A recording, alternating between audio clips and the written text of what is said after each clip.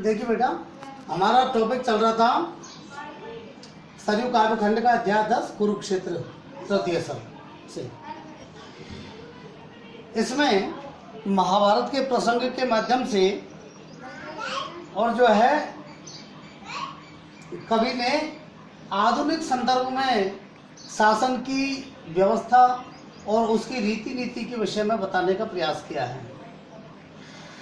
कल हमने कुछ टॉपिक पढ़ा और आज उससे आगे हम पढ़ते हैं। कवि उसी स्थिति को बताते हुए कहते हैं कि जहाँ न्याय और सुखों का सही ढंग से बंटवारा नहीं होता वहाँ, और जहाँ शांति जो है तलवार के भय से दबी हो, वहाँ अशांति तलवार के भय से दबी हो, वहाँ आंदोलन होना या क्रांति होना निश्चित है। सुख का सम्यक रूप विभाजन जहाँ नीति से नय से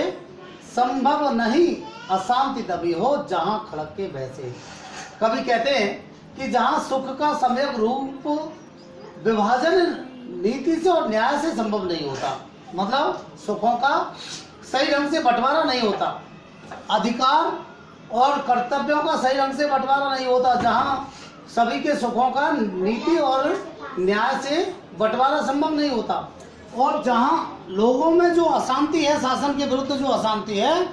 वो अशांति तलवार के भय से दबी हो,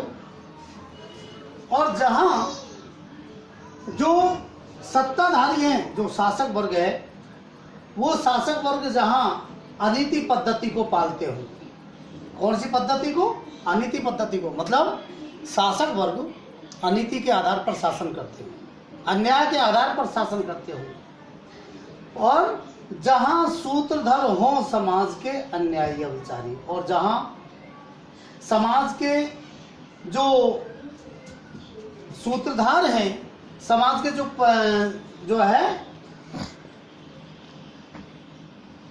चलाने वाले हैं, समाज को चलाने वाले हैं, वो अन्यायी हो और अविवेकी हो, अन्याय करने वाले हो, और जिनमें विचार की क्षमता नहीं हो। जहाँ इस प्रकार के सूत्रधर हो, जहाँ समाज को चलाने वाले इस प्रकार के लोग हों, अन्यायी और अविवेकी, नीति युक्त प्रस्ताव संधि के जहाँ न आदर पाएं, और जहाँ लोगों के द्वारा दिए हुए नीति के जो प्रस्ताव हैं उनको आदर न मिले, नीति के जो प्रस्ताव हैं उनको आदर नहीं मिले, मतलब लोग अगर कोई व्यक्ति अगर नीति की न्याय की बात करे तो समाज का वो शासक वर्ग जहाँ उनका सम्मान नहीं करे या उनके विचारों को महत्व नहीं दे, जहाँ सत्य कहने वालों के शीश उतारे जाएं, और जहाँ सत्य वचन कहने वालों के शीश काट दिए जाएं, मतलब सही कहने का किसी को अधिकार नहीं हो, जहाँ सत्य कहने वालों के शीश उतारे जाएं, ऐसी शासन व्यवस्था जहाँ खड़ग बल एकमात्र आधार बने शासन का, जहाँ शासन व्यवस्था का एक आधार केवल तलवार की ताकत ही बन जाए, यानी तलवार की ताकत के आधार पर ही शासन चलाया जाए। तो जहाँ खड़ग बल एकमात्र आधार बने शासन का, दबे क्रोध से भवक रहा हो हृदय जहाँ जन जन का। तो जहाँ शासन का आधार केवल तलवार हो, यानी ताकत के आधार से शासन चलाया जाए, जहाँ लोगों का जो दबा हुआ जो क्रोध है वो मन ही मन भीतर ही भीतर भभक रहा है, लोगों का जो क्रोध है वो हृदय में भीतर ही भीतर जहाँ भभक रहा हो, यानी लोग डर की वजह से कुछ कह तो पाते नहीं, लेकिन हृदय में उनके क्रोध का उबाल है, उनके मन में क्रोध है, जिस शासन व्यवस्था के बीच के लिए जहाँ लोगों के हृदय में क्रोध है, सहते सहते अनय जहाँ मर रहा मनुष्य का मन हो, जहाँ लोगों का मन अन्याय सहन करते करते मर रहा है, यानी जहाँ लोग लगातार अन्याय सहन कर रहे हैं, जिस शासन व्यवस्था में लोग लगातार अन्याय सहन कर रहे हैं, जिनके ऊपर अन्याय हो रहा है, अत्याचार हो रहा है, समझ का पुरुष अपने को धिक्कार रहा जन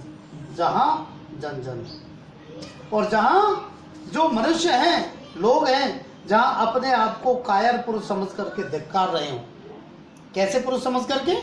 कायर पुरुष समझ करके जहाँ लोग धिक्कार रहे हो, अहंकार के साथ घृणा का जहां द्वंद्व हो जाए, जहां अहंकार के साथ घृणा का द्वंद्व चल रहा हो, यानी शासन व्यवस्था में अहंकार हो, और जो आम जनता है, शासित वर्ग है, वो इस प्रकार वो ऐसी शासन व्यवस्था से घृणा करती हो, तो इस प्रकार से अहंकार का और घृणा का द्वंद्व जहां चल रहा हो, इधर शासन व्यवस्था में अहंकार और जो जनता है उस जनता में उस शासन व्यवस्था के प्रति घृणा, जहां इस प्रकार से अहंकार और घृणा का जहां द्वंद्व चल रहा हो, वहां ऊपर शांति तलातल में हो छटक रही चिंगारी। और जहां लोगों में ऊपर तो शांति दिखाई देती है, ऊपर तो शांति दिखाई देती है, यानी कि उनके मन में तो, उनके ऊपर से चेहरे से तो वैसे ऐसा लगता है कि जैसे शांत है, इनको किसी प्रकार की कोई दिक्कत नहीं, लेकिन वो शांत क्यों है? तलवार के भय से, शासन व्यवस्था के तलवार के भय से शांत है। लेकिन जहाँ भीतर भीतर चिंगारी छिटक रही हो, जहाँ लोगों के हृदय में जो है क्रोध हो, आग जल रही हो उनके हृदय में शासन व्यवस्था के विरुद्ध, उनका विद्रोह की आग जल रही हो, आगामी विस्फोट काल का मुख पर दमक रहा हो, और जहां आगामी विस्फोट कि आने वाले समय में ऐसी शासन व्यवस्था के विरुद्ध विस्फोट होगा, ऐसा विस्फोट समय के मुख पर चमक रहा हो, काल के मुख पर, यानी कि उन्हें लगता है कि आने वाले समय में ऐसी शासन व्यवस्था के विरुद्ध बहुत बड़ा विस्फोट होगा, शासित वर्ग के द्वारा, यानी कि जनता के द्वारा ऐसी शासन व्यवस्था के विरुद्ध विस्फोट होगा, ऐसा जहां दिखाई दे रहा हो, इंगित में अंगार विवश भावों में चमक रहा हो, और जहां जिनके इशारों में, इंगित में मतलब इशारों में जो है व्यवस्था के अंगारे चमक रहे हैं, उनके भावों से दिखाई दे रहे हो, व्यवस्था के अंगारे उनके भावों में दिखाई दे रहे हो, जनता के भावों में, जहां ऐसा लग रहा हो कि जनता विवश है, मजबूर है, और उनके भावों में विद्रोह के अंगारे चमक रहे हैं। उन अंगारों को पढ़कर भी संकेत सजग हो किंतु न सत्ताधारी, ऐसे इन अंगारों को पढ़कर के भी शासक वर्ग सजग नहीं हो, यानी जनता के हृदय में जो विद्रोह है उस विद्रोह को समझ नहीं पाए शासन व्यवस्था, जो शासन व्यवस्था जनता के हृदय में जो विद्रोह है उस विद्रोह को समझ नहीं पाए कि हमारे विरुद्ध जनता में कितना आक्रोश है, उस आक्रोश को समझ नहीं पाए। दुर्मति और अनल में दें आहुतियां बारी बारी, और ऐसी शासन व्यवस्था दुर्मति यानी बुरी बुद्धि, कुमति,